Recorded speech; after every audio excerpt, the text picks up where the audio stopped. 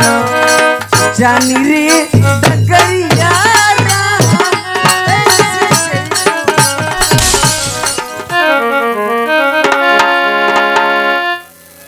बेटा सत्यम तुम्हारे आंख से आंसू। माँ आखिर क्या हुआ है लाल? माँ माँ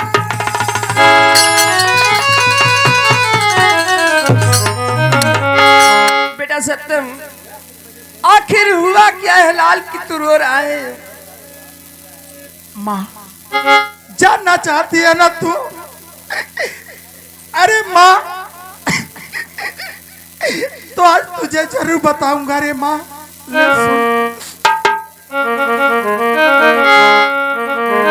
अरे सुन बू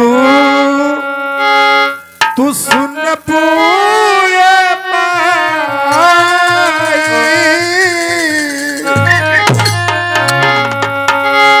अरे हमारे हो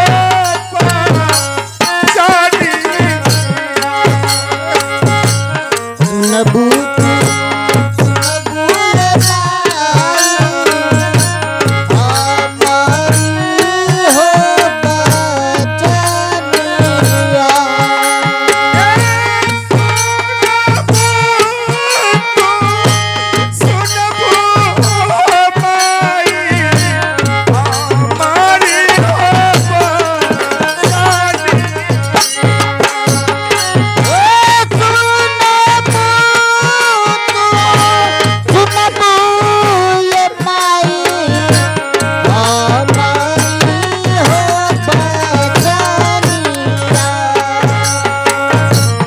अपना ही पैबू अपना ही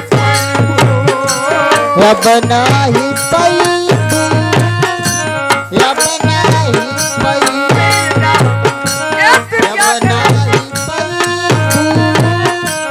अपना ही पैबू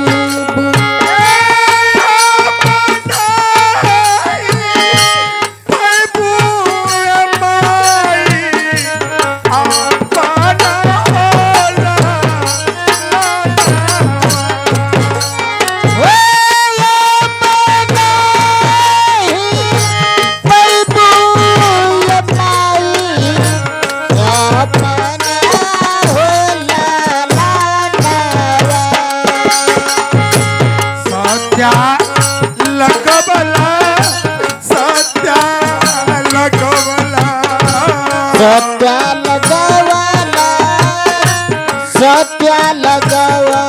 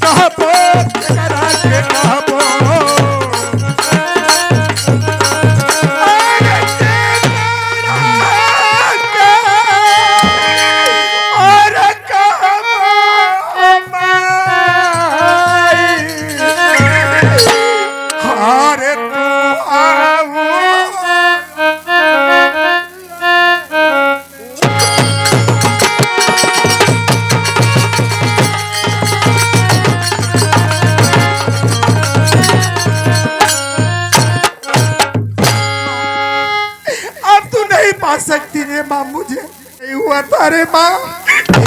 अपने कलेजे पे पत्थर रख ले रे माँ, क्योंकि आज के बाद मैं तुमसे कभी नहीं मिल पाऊंगा रे माँ। नहीं बेटा सत्यम, ये तुम क्या करे लाल? कौन भाई होगा कि अपनी बहन की इज्जत लुट सकता है? ठीक है सत्या, ले तुझे बेचते आप, तेरी सत्या कोरी हो जाएगी, सत्या तू कोरी हो जाएगी, सर के मरेगी सत्या तू। बेटा सत्यम चल चल, हम लोग चलते हैं यहाँ से।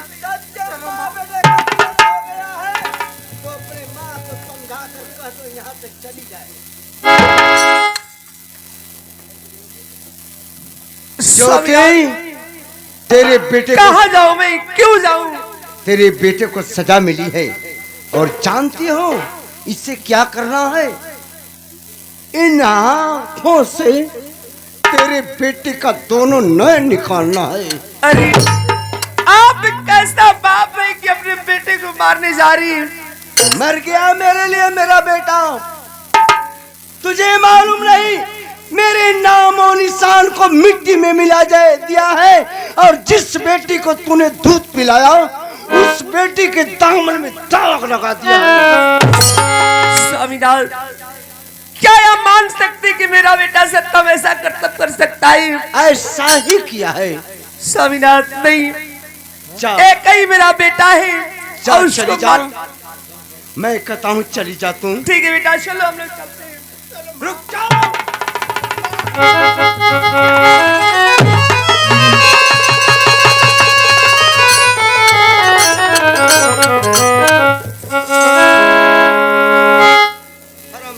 तूने माँ और पिता में दुश्मनी करा दिया।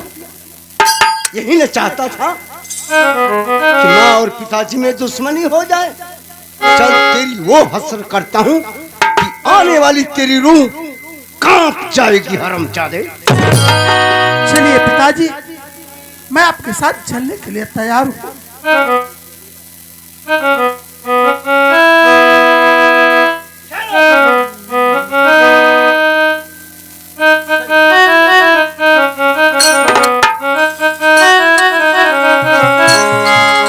अरे दुनिया, अरे ये महफिल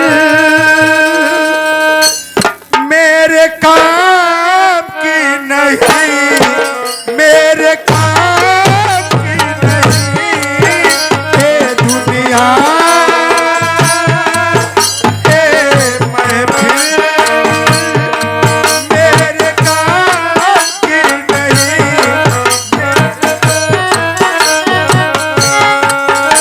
ये दुनिया,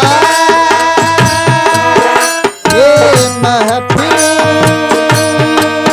मेरे काम की नहीं, मेरे काम की नहीं। को सुना और दिल में करार दे,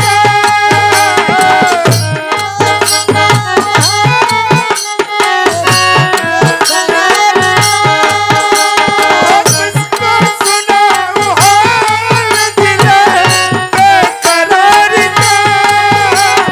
बुझता हुआ चिराग तेरे मज़ार का। ये दुनिया, ये महफिल मेरे काम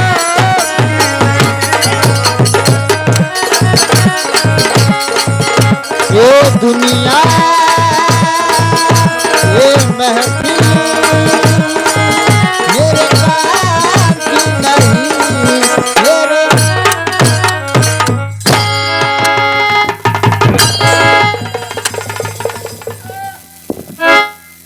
सत्यम, जिन आंखों से तूने अपनी बेटी, मेरी बेटी सत्या के दामन पर दाग लगाया है ना, जिन आंखों से बुरी नजर से देखा है ना, ये दोनों नयन सत्यम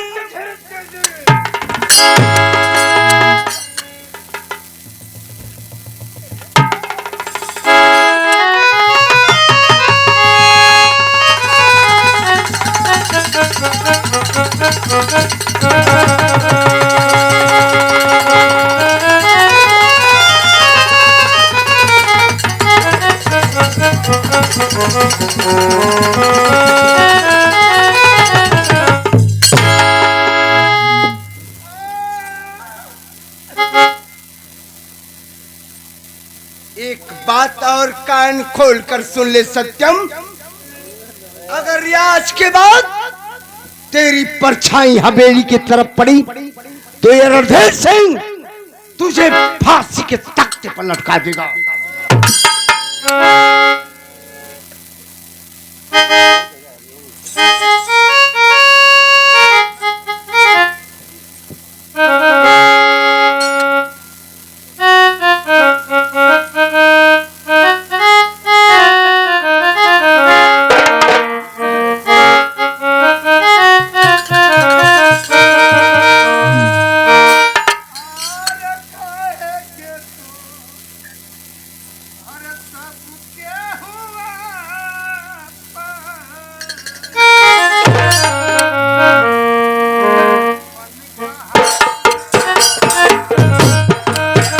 होता है तो सब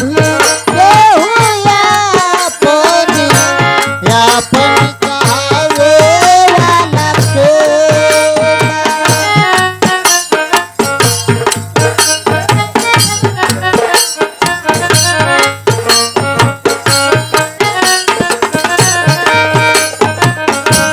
कहे को तो सब पानी या पानी कहावे वाला के हवा में सब केहू बारे, हवा में सब केहू बारे, हवा बता ओ कहे को तो सब पानी या पानी कहावे वाला के बा सब केहू आपन आपन कहावे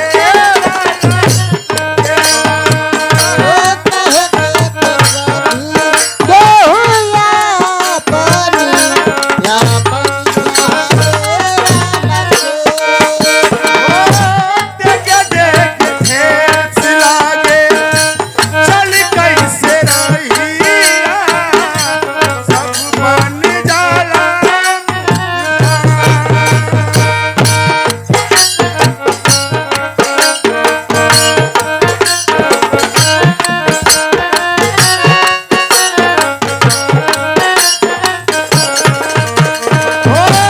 केकरा पकारी केहू जग में भरोसा जहर भरल निशान केकरा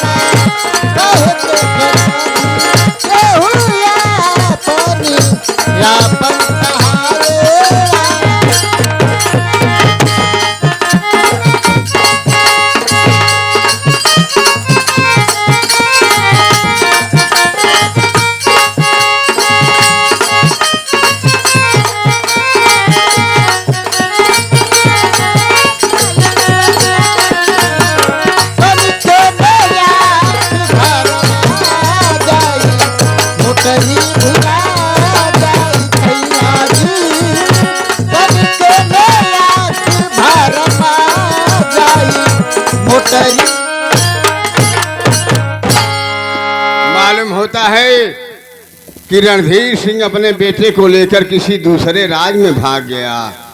रणधीर सिंह, अगर तुम ऐसी भूल करोगे किसी भी राज में जाओगे मैं तुझे पकड़वा लूंगा। उसके बाद तुम बाप बेटों को मौत की सजा दूंगा। रणधीर सिंह, ऐसी गलती भूल करके मत करना। किसकी बात कर रहे हो? मेरे वजह से आपका सिंहासन बचा है, वरना कब का कोई राजा छीन लिया होता। कहा गया रणधीर सिंह, सर कटा सकता है, सर झुका नहीं सकता है। तुम्हारी आज्ञा के अनुसार मैं अपने सत्यम बेटी का दोनों नयन लाया हूँ। इन आंखों में तो लो, इन आंखों को दे रहा हूँ और कुचल कर रहा। नहीं रणधीर सिंह, इस आंखों की मुझे जरूरत नहीं है। ले जाओ, बेटी सत्या को दे दो, उसके दिल को शांति मिल जाएगी। अरे भानु प्रताप, बेटा गुनाह किया और बाप को तर की ठोकर खिला रहे हो। यही होता है। ये अच्छी बात नहीं है मालिक। चाहिए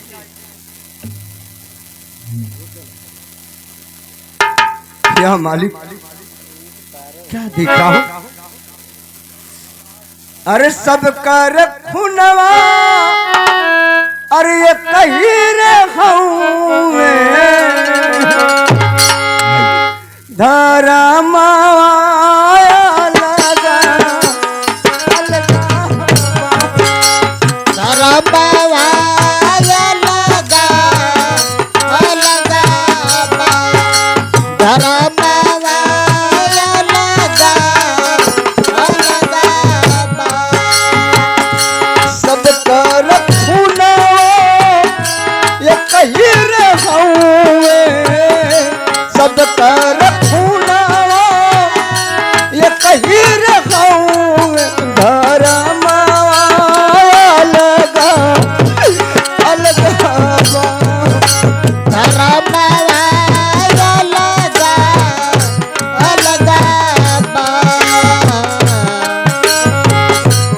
हुमाई बाबू के चरनिया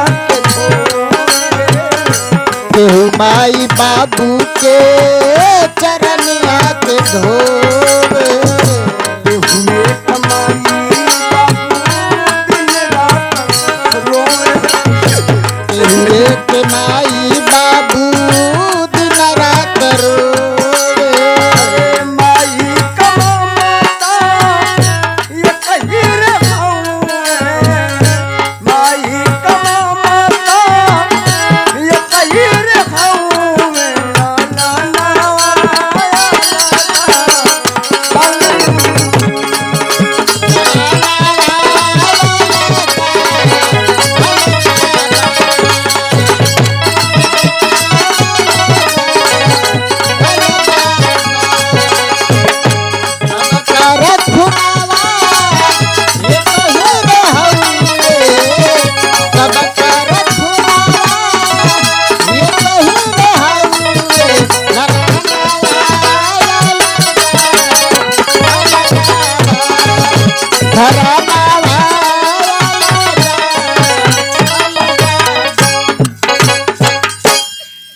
भगवान, ये क्या सुन रही हूँ मैं?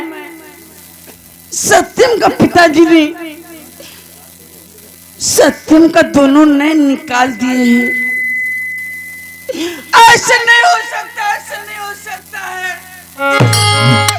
अपना बेटा कितना गलती कर देगा, लेकिन दुनिया में ऐसा कोई बाप नहीं होगा जो अपने बेटा का दोनों नयन निकालेगा। कहाँ है सत्य?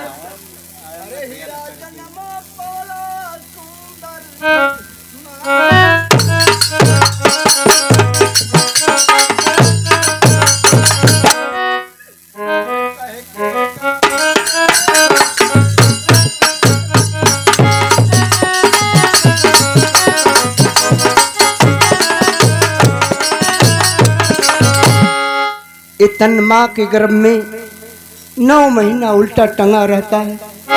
कहता है प्रभु मुझे बाहर करो, मैं आपकी भजन करूंगा। बाहर आने के बाद करता क्या है तन। अरे प्रभु से करार कैला करब हरि भजनी अरे करब भजनी हो। अरे माया से प्रेमा लगा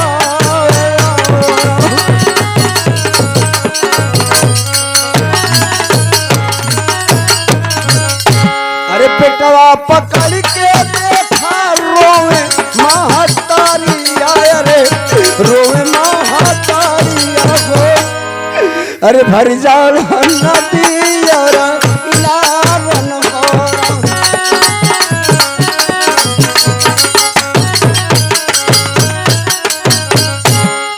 अरे सिरवा पकड़ के बेटी रोवे बाबू दुआरा रोवे नहीं दुआरा। अरे टुटली का मैया जहाँ मारन हो।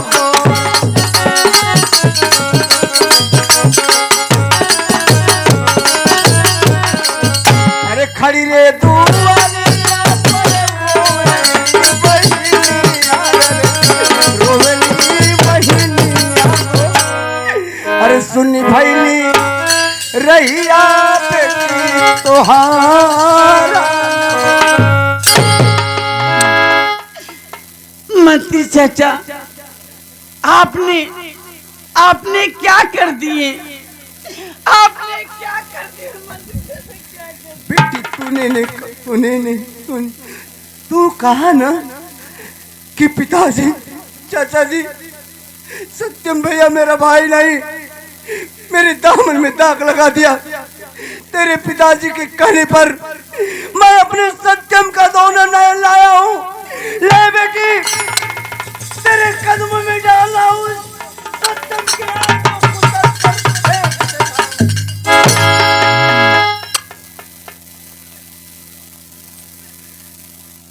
पता नहीं इसकी माँ कहाँ हो गई।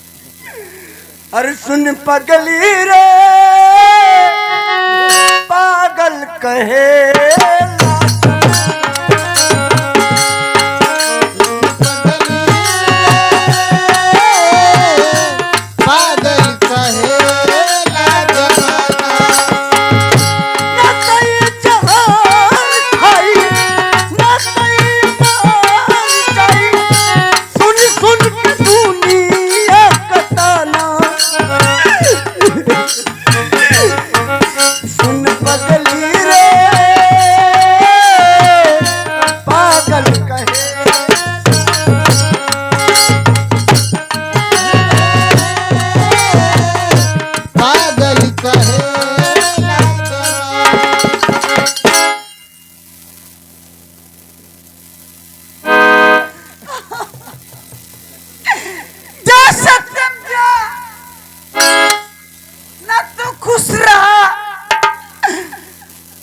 मुझे खुशहाल रहने दिया सत्यम।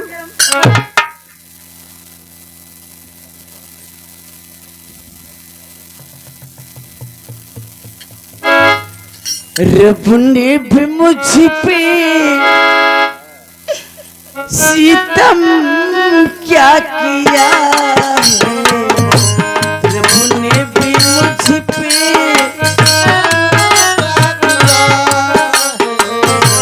रब ने भी मुझ पे सितम क्या किया।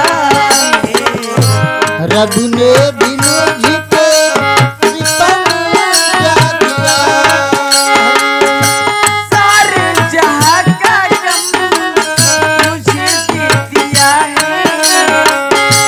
सारे जहां का गम मुझे दे दिया है। तूने भी मुझ पे सितम क्या किया है। रब ने भी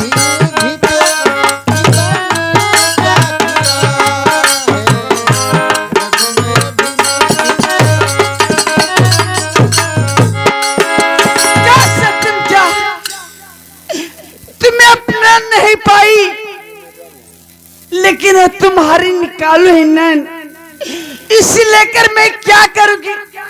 सत्यम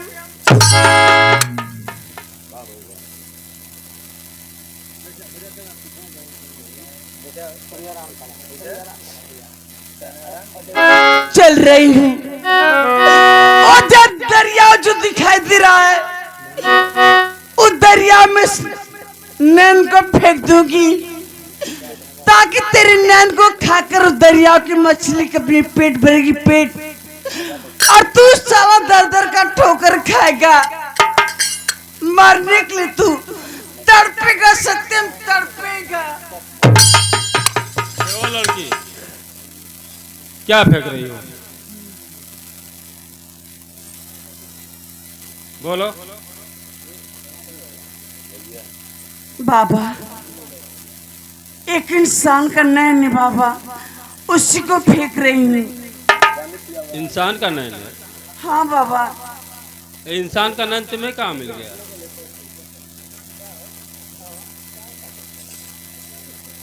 क्या बतलाऊं बाबा, ये जिस इंसान के नैन है वो इंसान कई रोज से मुझे बुरी निगाह से देख रहा था, मेरे बारे में उल्टी सीधी बातें बोल रहा था। ये बात मेरे पिताजी को मालूम चल गई तो पिताजी ने सोचे कि एक नौकर का बेटा मेरी बेटी के ऊपर बुरी नजर डाल रहा है। बाबा बोलो। पिताजी ने उसे पकड़वा कर उसके दोनों नैन को निकलवा दिए हैं कि ना उसकी नैन रहेगी ना किसी के ऊपर नजर उठाकर देखेगा बाबा। और वही नैन मेरे पास आया है बाबा, सोच रही हूँ क्या करूंगी लेकर इस दरिया में फेंक दूं बाबा। नहीं, अगर इंसान का नैन है फिर लाओ दो मुझे, हो सकता है किसी के काम में आ जाए। उस पानी में डालकर क्या पाओगी तुम? लीजिए बाबा। जाओ उसमें हाथ धो लो और चले जाओ यहाँ से।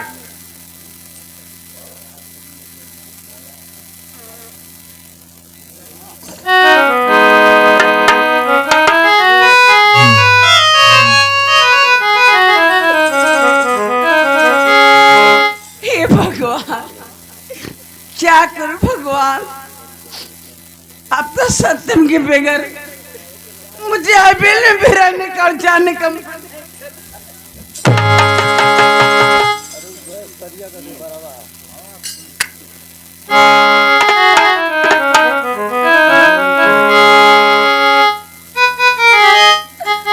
अरे कवनी नगरिया मोरा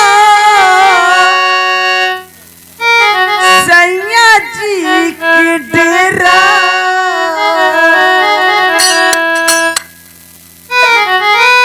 कवनी नगरिया मोरा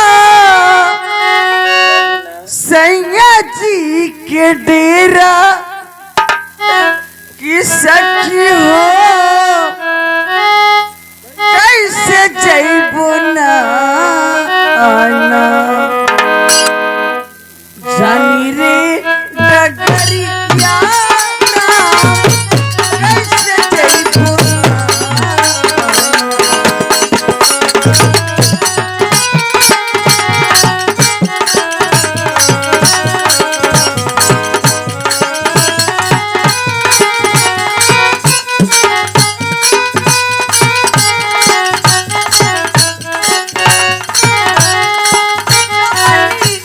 नगरिया मोरा सैया जी के डेरा की सखी हो कैसे जैबो ना आना जानी रे डगरिया राम कैसे जैबो।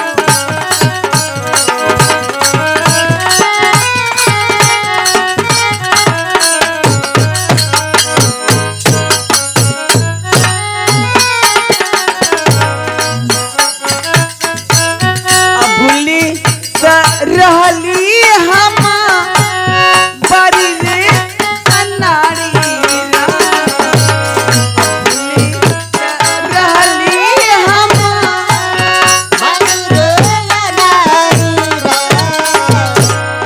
अबुली रहली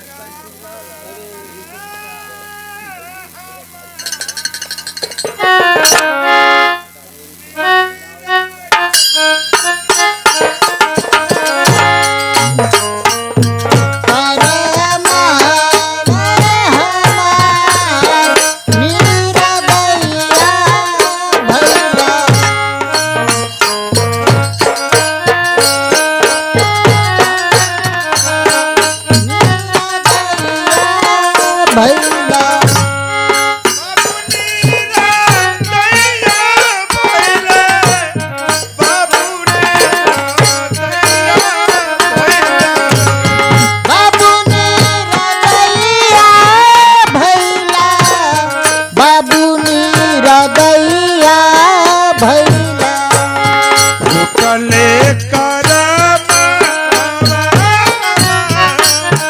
मीरा दैया तले चरनावा हमार मेरा दैया भैया तले चरनावा हमार मेरा दैया भैया। बाबूजी ये अच्छा ना कहली है बाबूजी। आज हमके कौनो कसूर ना रहा फिर भी हम कसूरदार हो गए ना। तो ठीक है बाबूजी, कौनो बात ना हो। ये दुनिया जमाना में ये गाँव पूरा में हम भीख मांग के अपन जीवन बिता ले बाबू, लेकिन तो लोग के राज्य में हम ना आ सकेला बाबू।